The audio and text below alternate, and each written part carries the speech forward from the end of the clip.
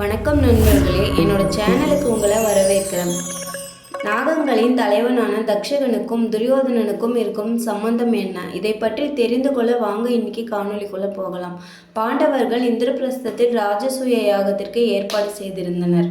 அதற்காக நாடு முழுவதும் உள்ள அனைத்து அரசர்களையும் அழைத்திருந்தனர். துரியோதனனுக்கும் அழைப்பு விடுத்திருந்தனர். துரியோதனும் வந்து சேர்ந்தான். மயன் அமைத்த மாய மாளிகையை சுற்றி பார்த்து கொண்டிருந்தான் துரியோதனன். அப்பொழுது தரை என்று அலட்சியமாக ஒரு இடத்தில் கால் வைத்தான்.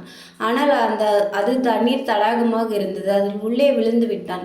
இதை பார்த்து அனைவரும் சிரித்தனர். திரௌபதியும் சிரித்து விட்டாள்.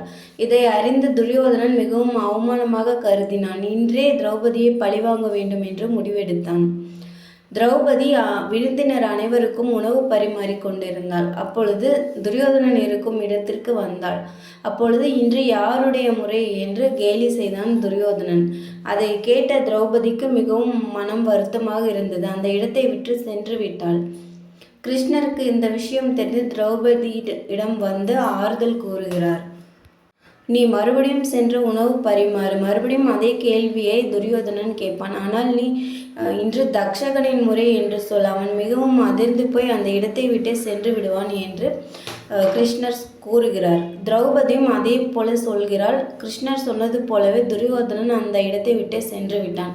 இதற்கான காரணத்தை திரௌபதி ஆவலுடன் கிருஷ்ணரிடம் கேட்கிறார். கிருஷ்ணரும் அந்த கதையை சொல்ல ஆரம்பிக்கிறார்.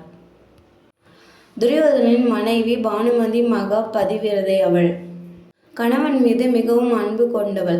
ஆனால் துரியோதனனோ பாண்டவர்களை அழிக்க வேண்டும் என்றும் எண்ணத்திலேயே மனைவியிடம் அன்பு பாராட்டாமல் இருந்து விட்டான்.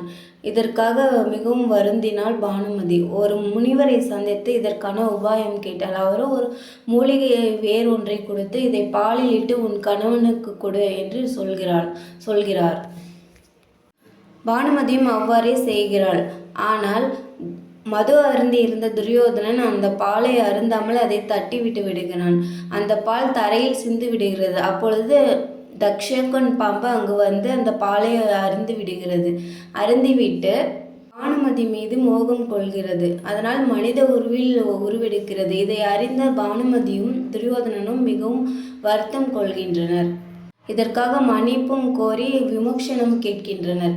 தக்ஷகன் பாம்போ இந்த பாலை அருந்தியதனால் அவள் பானுமதியின் மீது கொண்ட ஆசையும் என்னால் விட முடியவில்லை. எனவே ஒவ்வொரு மாதமும் அரச மரத்தடியில் இருக்கும் பாம்பு புற்றிற்கு நான் வருவேன். அங்கு வந்து பாலூற்றி என்னை நீங்கள் இருவரும் வணங்க வேண்டும் என்று தக்ஷகன் பாம்பு கூறுகிறது. அன்று முதல் இன்று வரை இருவரும் அவ்வாறே செய்து வருகின்றனர் என்று கிருஷ்ணர் கூறினார். நன்றி. அடுத்த காணொளியில் சந்திப்போம்.